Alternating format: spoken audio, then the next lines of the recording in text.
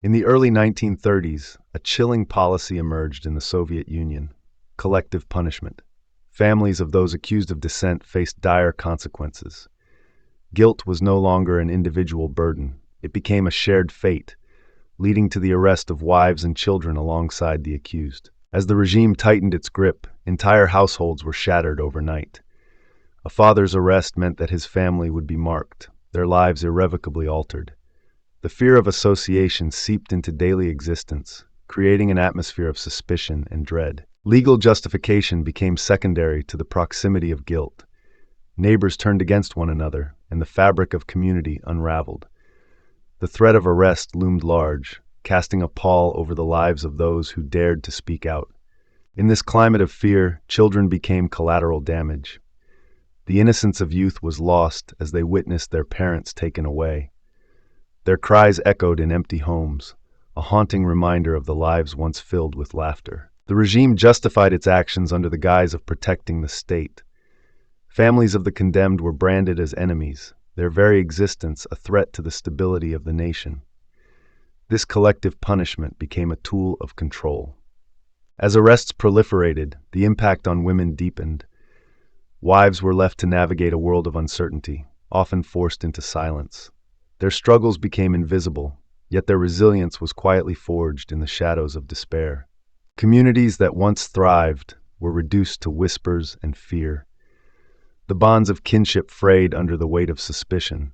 Neighbors hesitated to offer support, fearing that kindness could lead to their own downfall. The psychological toll was immense. Children, once carefree, now bore the weight of their parents' fates. They learned early that love could lead to loss and loyalty could bring danger. Their childhoods were forever altered. As the years passed, the policy of collective punishment became entrenched. Families were not merely affected, they were systematically dismantled. The state's reach extended into the most intimate corners of life, reshaping identities. What happens to a society when guilt becomes contagious? As the lines between innocence and complicity blur, the ramifications of collective punishment echo through generations. How will these families survive the storm of oppression? In the harsh landscape of the labor camps, women toiled alongside men, their bodies pushed to the limits under the same grueling quotas. The air was thick with dust, and the sound of pickaxes striking stone echoed through the barren fields. Pregnancy was no shield from the relentless demands of labor. Women like Anna, a woman in her 30s with dark hair pulled back tightly, worked until the last possible moment, their bodies betraying them under the strain. Illness and injury were met with indifference. The camp's harsh conditions left little room for compassion, and the women learned quickly that survival depended on their ability to endure pain and fatigue. Among the women, unspoken rules dictated their interactions. Favor from the guards could mean the difference between a meager meal or starvation. This precarious balance shaped their daily lives, forcing them to navigate a landscape of vulnerability. The constant threat of sexual violence lingered in the air, an unacknowledged aspect of camp life. Women exchanged wary glances, knowing that their safety hinged on the whims of those in power. With each passing day, the weight of their circumstances bore down heavier. The women's bodies, once vibrant and full of life, became mere tools for labor, stripped of autonomy and dignity. As the seasons changed, so did the demands placed upon them. Winter brought bitter cold, but the quotas remained unchanged, forcing women to work in freezing temperatures with inadequate clothing. Despite the relentless grind, moments of solidarity emerged among the women. They shared whispered stories of their pasts, creating fragile bonds that offered a flicker of hope amid despair. Yet, the threat of punishment loomed over them. A single misstep could lead to severe repercussions, reinforcing a culture of fear that permeated every aspect of camp life. In this oppressive environment, the women fought not only for survival, but for their very identities. Each day was a battle against erasure, a struggle to remain visible in a world that sought to render them invisible. In the harsh confines of the camp, pregnant women faced a grim reality. The constant threat of labor, coupled with the fear of separation from their newborns, turned motherhood into a daily struggle for survival. Each contraction echoed the uncertainty of their future, as the guards watched with indifference. As labor approached, women were often forced to choose between their own well-being and that of their child. Many were returned to work mere days after giving birth, their bodies still recovering from the ordeal. The camp's demands overshadowed the sacred bond of motherhood. Infants born in the camp faced immediate separation. Mothers, still weak from childbirth, were often told their children would be cared for, only to discover they were sent to state-run institutions. This severing of ties was a calculated act of control. The sound of a baby's cry was often drowned out by the clatter of machinery and the shouts of guards. In this environment, nurturing was a luxury few could afford. Mothers were left to grapple with guilt and loss, their grief unacknowledged. In the camp, survival meant prioritizing labor over maternal instinct. Women were expected to return to their quotas almost immediately, leaving them little time to bond with their newborns. The state dictated their roles, stripping away the essence of motherhood.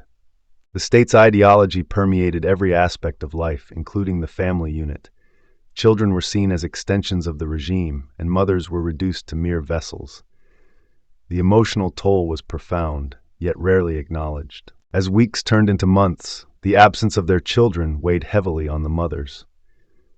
Each day brought the fear that their infants would be lost forever, a haunting thought that lingered in the corners of their minds. The camp system was designed to disrupt familial bonds, rendering mothers powerless.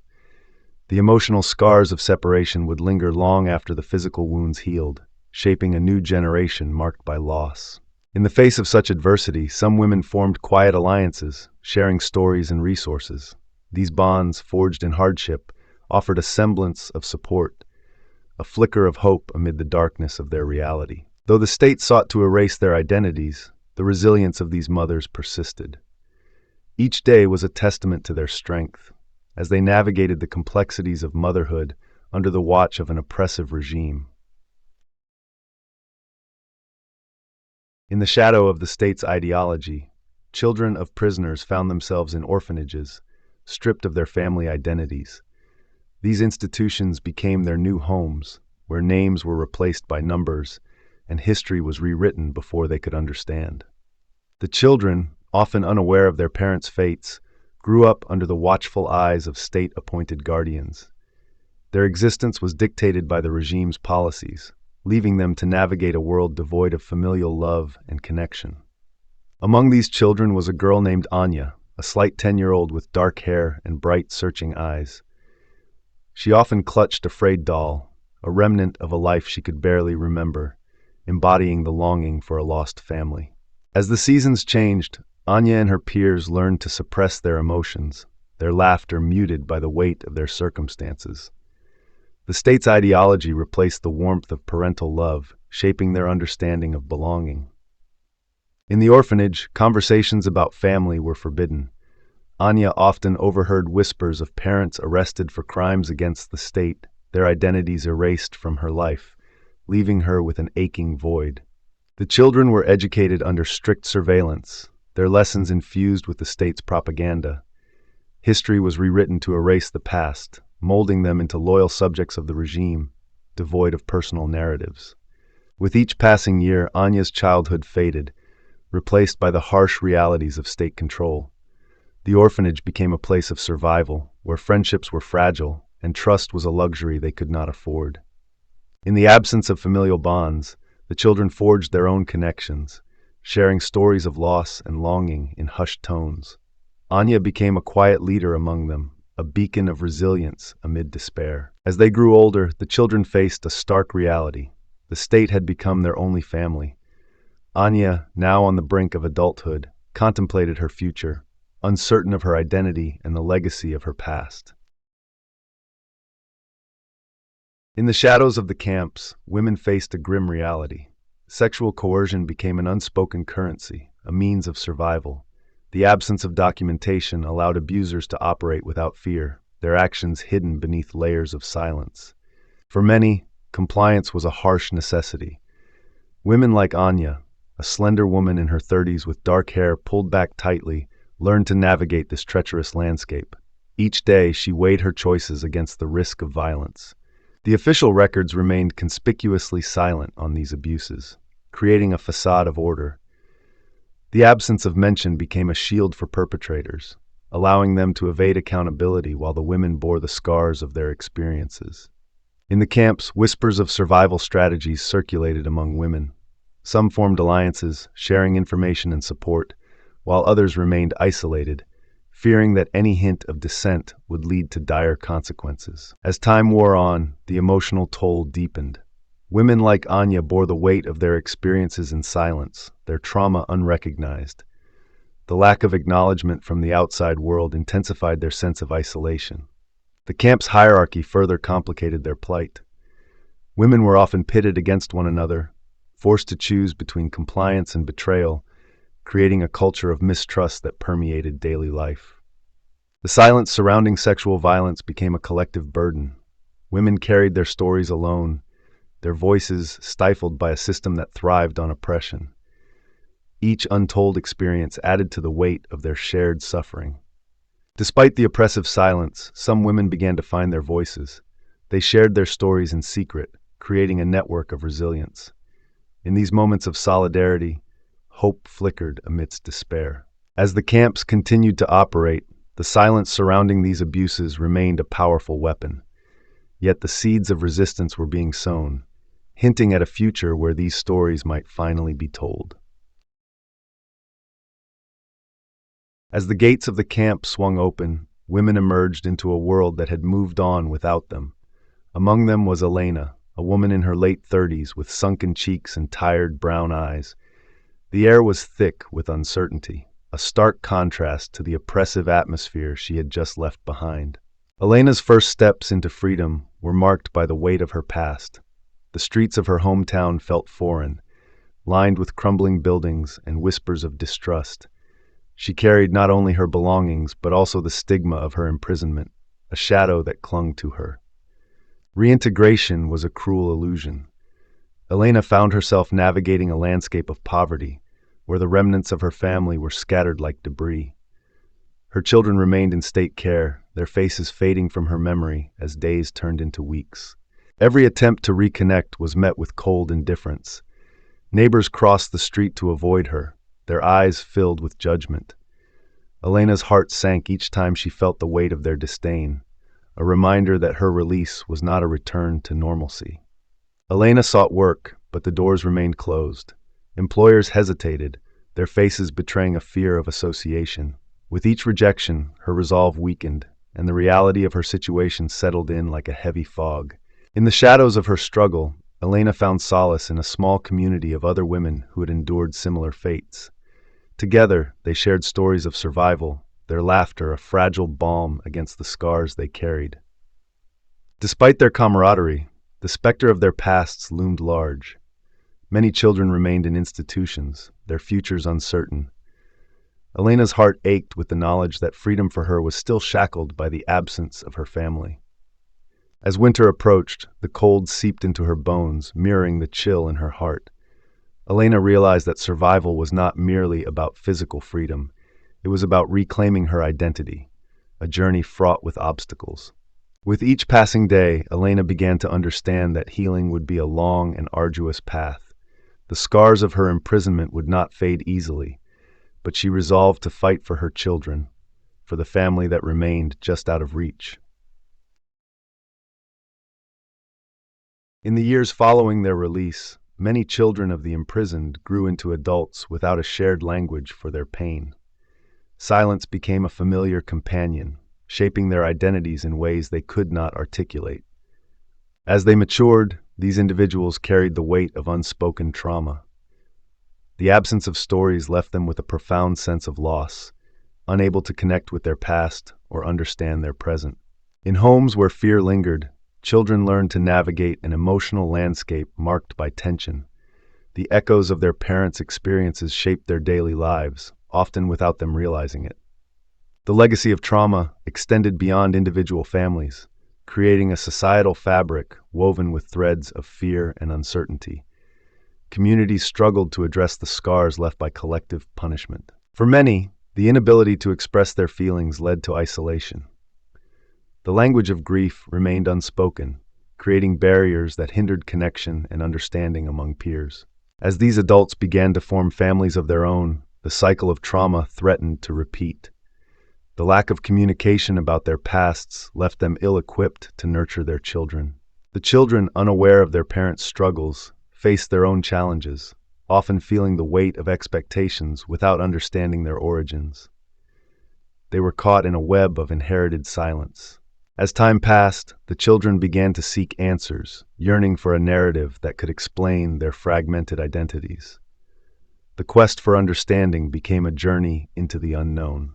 In this landscape of silence, the need for dialogue grew urgent. The absence of shared stories became a call to action, urging the next generation to confront the shadows of their heritage. The legacy of the Gulag extends beyond the confines of its walls, embedding itself in the lives of those left behind. Families fractured by the state's cruelty carried the weight of inherited stigma, a shadow that loomed over their daily existence. Children, marked by their parents' pasts, navigated a world where their identities were shaped by association, not by their own actions. The repercussions of punishment echoed through generations, reshaping futures. As the years unfolded, the children of the condemned grew into adults burdened by the silence of their families. They inherited not only the pain of separation, but also the societal disdain directed at their lineage. Many struggled to find their place, often facing discrimination in work and community. The stigma was a constant reminder of their parents' fates, a chain that bound them to a past they did not choose. In the shadows of their communities, whispers of betrayal and guilt lingered. The children of prisoners often found solace in each other, forming bonds forged in shared experiences of loss and isolation. They gathered in small groups, recounting stories of their parents, piecing together fragmented histories. This collective memory became a refuge, a space where they could reclaim their identities from the weight of inherited punishment. For many, the struggle to break free from the past became a defining journey. Some sought education, striving to redefine their futures, while others turned to activism, challenging the narrative imposed upon them. They confronted the systemic injustices that perpetuated their families' suffering, demanding recognition and reparations. Yet the scars of their inheritance remained, a constant reminder of the battles fought long before their births. The state's legacy of punishment was not merely a historical footnote, it was a living reality. Families continued to grapple with the implications of their pasts, navigating a landscape where their histories dictated their present. The cycle of trauma persisted, affecting relationships and opportunities as the children of the Gulag faced a society reluctant to forgive or forget. Each day was a reminder of the inheritance they never asked for. As the decades passed, some began to reclaim their narratives, transforming inherited pain into resilience. They sought to document their stories, creating art, literature, and oral histories that honored their parents' struggles. This act of remembrance became a powerful tool for healing, allowing them to confront the injustices of the past while forging a new path forward. Their voices, once silenced, began to resonate. The fight for recognition and justice gained momentum as the descendants of the punished united to demand accountability. They organized memorials, lobbied for reparations, and shared their histories with the world. The scars of the past were not forgotten. Rather, they became a rallying point for change. Through collective action, they sought to ensure that the legacy of suffering would not be repeated in future generations. In this ongoing struggle, the descendants of the Gulag learned that their inheritance could also be one of hope, and resilience. They began to envision a future where the cycles of punishment and stigma could be broken. By confronting the legacy of their past, they sought to redefine their identities, transforming inherited suffering into a collective strength that would guide them toward healing and reconciliation. The legacy of the Gulag is a testament to the enduring impact of state-sanctioned punishment. It serves as a reminder that the consequences of oppression extend far beyond the individual, shaping the lives of families and communities for generations. As the descendants continue to navigate their inherited past, they carry forward a message of resilience, ensuring that the stories of those who suffered will not be forgotten, but rather transformed into a force for change.